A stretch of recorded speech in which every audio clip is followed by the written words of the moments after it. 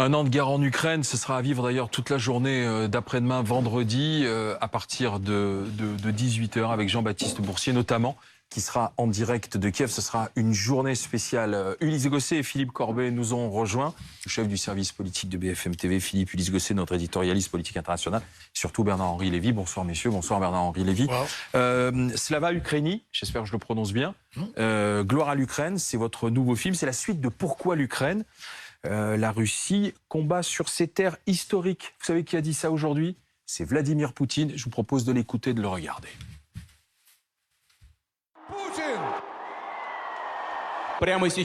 En ce moment, il y a une bataille sur nos frontières historiques pour notre peuple. Elle est menée par le même genre de combattants courageux que ceux qui se tiennent ici, maintenant, à côté de nous. Ils se battent héroïquement, courageusement, bravement. Nous sommes fiers d'eux. Nous sommes fiers. Et en leur honneur, 3 acclamations.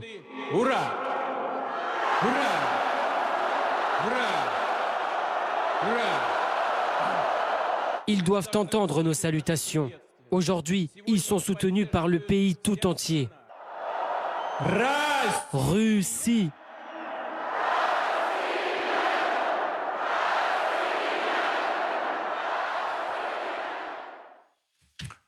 C'est la propagande habituelle qui vient de Moscou. Il croit dans ce qu'il dit, Vladimir Poutine, au moment où il le prononce dans un stade?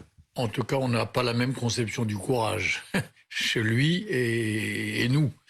Parce que le courage des miliciens Wagner qui achèvent leurs blessés à la masse, qui tirent sur les civils à distance, qui détruisent les hôpitaux et les maternités, qui n'osent pas faire la guerre au corps à corps, mais qui pratiquent la stratégie du charnier, franchement, c'est pas ça que j'appelle le courage. Alors, est-ce qu'il y croit, lui? J'en sais rien. Dans votre film, on entend des gens dire, si je me souviens bien, c'est même un rabbin, Poutine est un tigre de papier. Oui. Et c'est maintenant qu'il faut en terminer avec Vladimir Poutine. Oh, c'est un tigre de papier que l'on voyait là, ou pas? Un tigre de papier mâché, j'ai trouvé, oui. Il avait une mine de papier mâché. Et il faut comparer les images de Zelensky et de Poutine.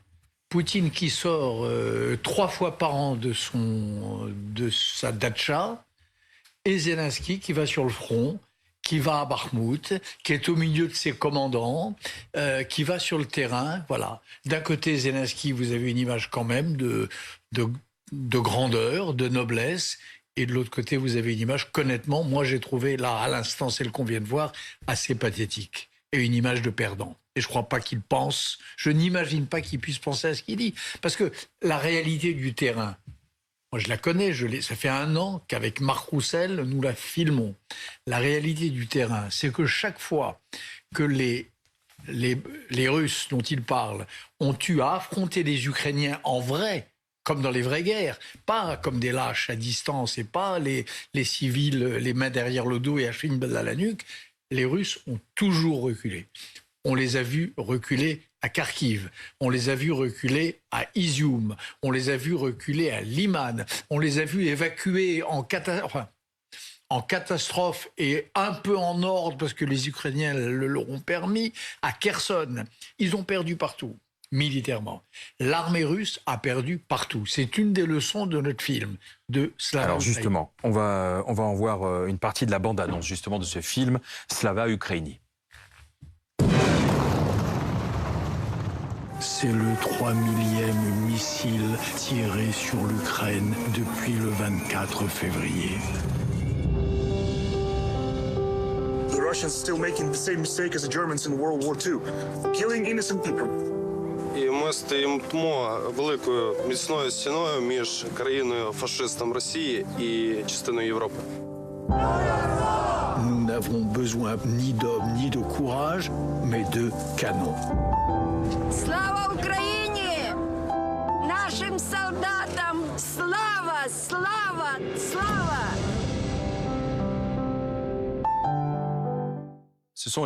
C'est la deuxième partie de l'année 2022 que vous avez passé sur place en Ukraine, plusieurs mois. La première partie, Ouais. on avait consacré un premier film pour la télévision, et ça, c'est un film de cinéma qui sort dans les salles Ouais. et qui commence le 1er septembre, oui, et qui se finit un peu avant Noël. Philippe Dans Corbet, la Ulysse séquence Gosset. dont parlait Alain Marchal, donc qui est une séquence assez forte du film où un rabbin vous parle, et c'est vraiment, et il dit notamment que Poutine est un tigre de papier. On entend dans le film, l'Ukraine va gagner car elle a raison. Mais l'histoire, ça n'est pas toujours la raison qui l'emporte, ça n'est pas toujours le camp de la raison. La guerre, par définition, c'est même quelque chose d'irraisonnable. Qu'est-ce qui vous fait dire, au fond, qu'il y a une évidence à la victoire de l'Ukraine au nom de la raison? Parce que les Ukrainiens savent pourquoi ils font cette guerre. Pour se défendre, pour défendre leur famille et pour défendre leurs valeurs, qui par parenthèse sont aussi les nôtres. Les Russes aussi se battent pour des valeurs Je crois et pas. leurs terres, Les- enfin ce qu'ils les- considèrent de leurs terres. Attendez, les Russes qui se battent à Bakhmout, par exemple, où nous étions, c'est les miliciens Wagner. Oui. Ceux-là, ils se battent pas pour des valeurs. Ils se battent pour Ils se l'argent. battent parce qu'on les a libérés de prison alors qu'ils avaient commis des graves crimes et qu'on leur a donné une chance de s'en sortir à condition qu'ils aillent se faire canarder à Bakhmout. Donc c'est très différent. Des repris de justice qui se battent pour une solde et des patriotes qui se battent pour leur maison, c'est deux logiques complètement différentes. Et je crois que les patriotes l'emportent sur les repris de justice. Mais la raison ne l'emporte pas toujours dans une situation comme cela de guerre. On pourrait citer des exemples dans l'histoire très nombreux où finalement c'est la force, la puissance, la détermination, plus que la raison ou plus que le courage ou la vaillance. On va pas faire de philosophie ce Non. soir, mais la détermination, elle fait peut-être partie de la raison. Vous venez de dire la détermination, c'est juste. Je crois que les Ukrainiens sont déterminés. Je crois que les combattants russes ne sont pas déterminés. Il y a un homme qui est déterminé. Déterminé et capricieux à la fois et monstrueux. C'est Poutine, qui se conduit comme un nazi en Ukraine. Lui, en effet, a une espèce de détermination barbare. Pourquoi vous dites nazi? Parce que Parce Boutcha... que c'est le terme qu'il emploie lui pour qualifier les Ukrainiens. Eh oui, oui, mais la seule différence, c'est que les charniers de Boutcha, les charniers d'Izium que nous avons filmés, les chambres de torture de Kherson dans lesquelles nous sommes entrés, que nous avons filmés, ça, c'est des méthodes nazies. C'est du nazisme appliqué. Les massacres de civils, c'est pas des phrases en l'air. Vous comprenez? Ulysse Gosset. Vous parlez beaucoup de l'Europe dans le film, mais on vient de voir que Joe Biden s'est rendu à Kiev. C'est une visite à la fois surprise et spectaculaire et fondamentale parce que maintenant on a l'impression qu'on est dans un affrontement, je dirais presque Est-Ouest. En tout cas, un duel entre Poutine et Biden et que l'Europe finalement, elle n'est pas spectatrice, elle est engagée, elle a donné des moyens, des armes, etc. Mais est-ce que finalement l'avenir de ce conflit ne se joue pas entre les Américains et les Russes ? L'avenir de ce conflit, il se joue entre Poutine et Poutine. C'est Poutine qui a décidé de cette guerre. C'est Poutine qui l'a déclarée à l'Occident. C'est ce qu'il a dit depuis des années, et en tout cas depuis le 17 décembre dernier, le double ultimatum qu'il a adressé aux Occidentaux. Mais en cela, ça lui permet d'avoir l'opinion russe derrière lui, alors qu'une guerre D'accord. dans un pays frère comme l'Ukraine, c'était très difficile à justifier. Absolument. Mais telle est sa décision. Déclarer une guerre de valeurs, une guerre culturelle, une guerre de civilisation à l'Europe. C'est ça qu'il dit et c'est ça qu'il a décidé. Cette guerre, elle s'arrêtera lorsqu'il comprendra que c'est une erreur monstrueuse, pour les autres naturellement, mais aussi pour lui-même. Donc c'est pas une guerre Est-Ouest, c'est la guerre de Poutine. Oui, mais celui qui aide aujourd'hui, c'est l'Américain. Dans l'effort de guerre, dans les armes qui sont fournies, on a l'impression qu'on est encore un cran en dessous, nous les Européens, et la France aussi. Non, quand vous totalisez l'ensemble de l'aide européenne, on parle de l'aide militaire, l'ensemble de l'aide militaire européenne et l'aide américaine, c'est à peu près jeu égal. Si vous ajoutez la Pologne, la Lituanie, l'Allemagne, la France, les léopards des uns, les AMX-100 des autres, les canons César et les armes des pays baltes, ça fait à peu près l'équivalent des armes américaines. Je ne suis pas d'accord. Alors- L'Europe se tient assez bien. Ce film, ce n'est pas un film qui est consacré à de la stratégie militaire. Non. C'est un film où l'on vous suit sur la route, d'étape en étape, et c'est un film de témoignage, Voilà. à la fois de ceux qui combattent et de ceux qui subissent la guerre, Exact. comme par exemple cette femme que vous avez rencontrée à Kupiansk, et elle se demande où sont ses enfants, où sont ses filles. Ah oui.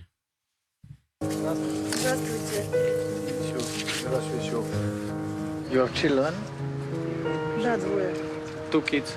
they're in Petropavlinka or here? Они здесь? Нет, мы даже не знаем, где они. She even don't know where they're. You don't know. Мы потеряли? Ну, начали все убегать, и мы не знаем. How old are they? Сколько им лет? Ну, одной 27, второй 20. Дочки. 27 and 20. The daughter. Daughters. But you know that they are alive? Вы знаете, живы ли они? Не знаю. Don't know. Ладно, все, пошла.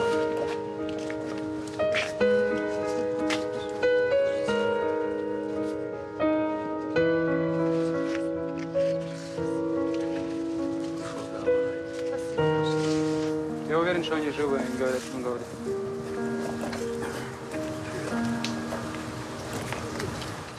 Et ces notes de piano, elles accompagnent le film tout du long. Et ces témoignages que l'on entend, c'est-à-dire que cette fois-ci, vous avez voulu vous mettre en retrait et mettre en avant ces témoignages humains, ces gens qui sont perdus, brisés par la guerre. Oui, j'ai eu la chance d'avoir du temps.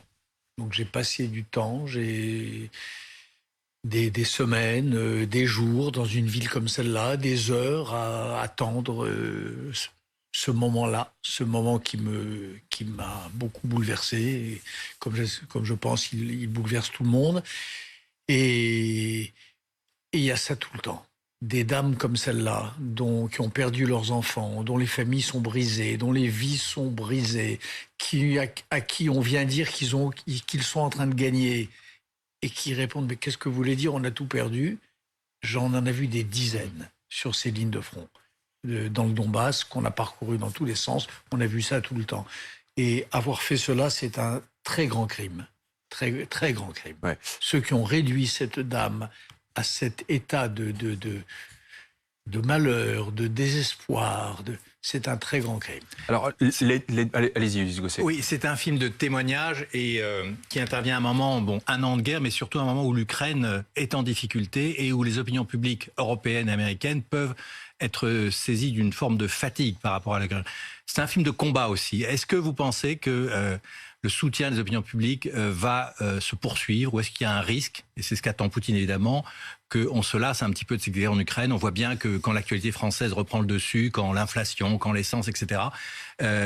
Donc c'est l'objectif de ce film, c'est finalement de mobiliser un an après pour que le soutien continue. Essayer de mobiliser. Mais ce sont les derniers mots du film.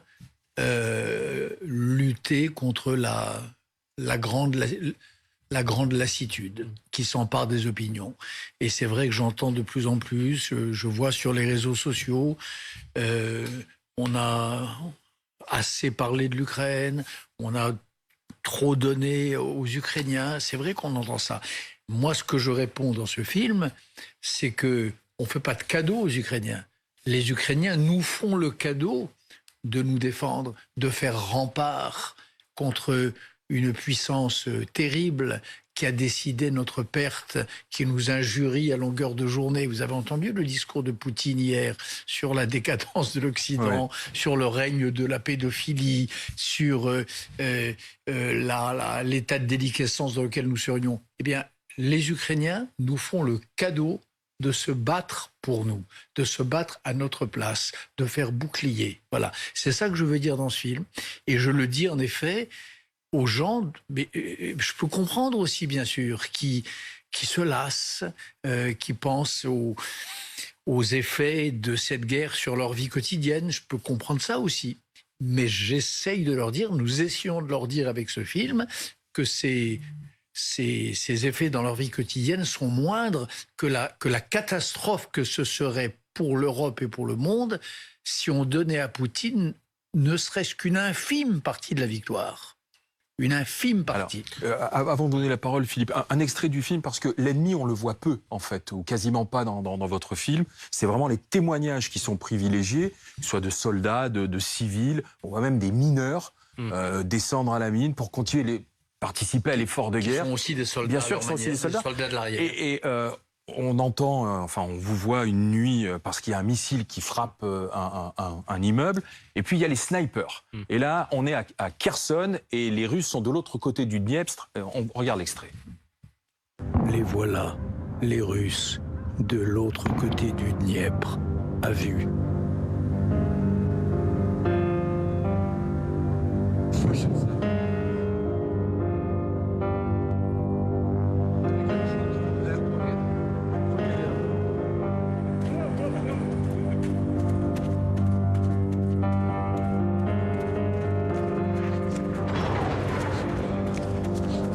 really? Sniper? Russian position. Yeah, this year, sniper. Okay,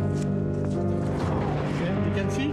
Yes. Pour l'heure, ce sont des tirs sporadiques, mais demain, ivres de vengeance, ils noieront la ville sous les obus. Vous aviez eu peur à ce moment-là? Oui, un peu, bien sûr, mais au moment même où la peur m'a effleuré, j'ai pensé aussi à ce qui pouvait se passer et qui s'est passé le lendemain, c'est-à-dire pas des tirs de sniper, mais des roquettes, des missiles et des pluies de bombes. Et c'est en effet ce qui s'est passé. Ça, c'est rien, ce qu'on voit là.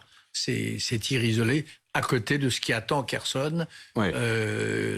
quand les Russes vont se venger d'avoir perdu de manière aussi déshonorante. Philippe? Vous n'êtes pas journaliste, ce n'est pas un long reportage, c'est aussi un regard d'intellectuel sur la guerre. Et vous faites référence notamment à l'histoire, des références à la guerre d'Espagne, des références à la Seconde Guerre mondiale. Et il y a une séquence assez forte où vous parlez de Charles de Gaulle. Et il y a notamment un combattant avec lequel vous parlez de Charles de Gaulle, et il y a un drapeau avec une croix de Lorraine. C'est un moment assez fort. Et vous dites quelque chose, je paraphrase ce que vous dites à ce moment-là, c'est il faut que nous, Français, soyons à la hauteur de l'espoir que vous placez en nous. Est-ce que la France est à la hauteur? Est-ce que la France et l'Allemagne ne sont pas en décalage avec ce que portent notamment des Européens de l'Est, des Polonais, des Baltes, des Ukrainiens? Est-ce que nous ne les décevons pas? Non, je crois qu'on est à la hauteur. Maintenant, j'aimerais en effet que cette scène soit vue parce que c'est une scène surréaliste. On est au fin fond de l'Ukraine, sur une ligne de front très exposée, avec une unité d'élite. Et ils ont trouvé le moyen. On les a rencontrés déjà avec mon équipe quelques mois plus tôt. On les retrouve pour la deuxième fois. Et ils nous font la surprise de ce drapeau ukrainien où ils ont dessiné, où ils ont cousu une croix de Lorraine. Et ils nous font le cadeau de ces petits fanions français qu'au milieu de nulle part, ils ont fait confectionner. Et ils nous font le cadeau de ce moment de fraternité entre la résistance française gaulliste et la résistance ukrainienne de Zelensky. Et c'est vrai que cette scène, elle est improvisée. Ce film, c'est mon journal, donc il n'y a pas de... C'est la vérité tout le temps. Mais vous dites ça justement dans l'improvisation, vous dites il faut que nous, France, nous soyons à la hauteur. C'est ma première pensée. Je pense qu'ils nous font grand honneur. Mais en effet. Vous dites c'est mon journal. Moi, je me demandais si c'était pas le testament de votre vie, en fait. Non. Je vais vous dire pourquoi. Oui. C'est la manière dont... quand on a lu votre entretien avec Christine Angot, j'ai 75 ans, je n'en ai plus pour longtemps, je vais mourir. Alors je me dis, qu'est-ce qui lui arrive à Bernard-Henri Lévy? Il est sorti complètement déprimé, lessivé de ce qui s'est passé en Ukraine. Ah, je suis assez lessivé de ce que j'ai vu en Ukraine. J'ai vu des choses qu'un homme ne devrait pas voir et qui sont pas facilement oubliables. Je suis rentré fatigué, le système nerveux traumatisé. Mais ça, vous ne l'avez pas dit alors? Vous n'étiez à Christine Angot, je vais mourir bientôt, c'est fini, j'ai 75 ans, j'en ai plus pour longtemps? J'ai pas dû le dire comme ça. Je ne sais pas. C'est rare que vous disiez je ne sais pas et ces propos je les ai oubliés ou quoi que ce soit. Je ne pense pas cela. D'abord, j'ai pas 75 ans. Je ne les ai pas encore. En novembre. Oui, d'accord. C'est cette année. Et je ne suis pas au testament de ma vie. Non, que mes amis et puis mes quelques ennemis se rassurent ou s'en inquiètent. L'heure est loin d'être... Dernier mot, rapide. Vous allez y retourner parce que en fait, on est dans la deuxième phase de la guerre. Il y en aura une troisième, peut-être encore plus meurtrière, peut-être une offensive russe, peut-être une contre-offensive ukrainienne. Donc vous y retournez et vous montrez le film à Kiev. Voilà. Vous y allez vendredi, le jour de l'anniversaire. C'est un symbole important. Je serai en effet à Kiev le jour anniversaire. Et il y a une chose à laquelle je tiens et qui est un très beau cadeau que les Ukrainiens ont fait à mon équipe, à l'équipe du film, c'est que il y aura un lieu dans la ville, je ne peux pas dire lequel, cette ville privée d'électricité dans certains de ses quartiers, où ce film sera projeté devant les habitants de Kiev et devant certains des personnages du film, voilà, qui vont venir de plusieurs lieux d'Ukraine, de plusieurs lignes de front, avec tous les problèmes logistiques dont vous pouvez imaginer que cela pose, et qui vont venir découvrir ce film. Et ça, pour moi, c'est un moment que j'attends, que depuis que j'ai commencé le montage de ce film, et qui sera tout à fait important et tout à fait bouleversant pour nous tous. Merci Bernard-Henri Lévy. C'est dans quelques jours. Slava Ukraini qui sort donc dans les salles, Gloire à l'Ukraine. Nouveau film et un film de Et il y a une première publique ce soir à l'Arlequin, tout à l'heure, voilà, à 20h. Un film de témoignage assez bouleversant. Merci Bernard-Henri Lévy. Dans un instant, on va revenir sur ce qui s'est passé à Saint-Jean-de-Luz, cette enseignante qui a été poignardée par un élève. C'était ce matin en classe d'espagnol. L'élève a 16 ans et est toujours entendu par la police.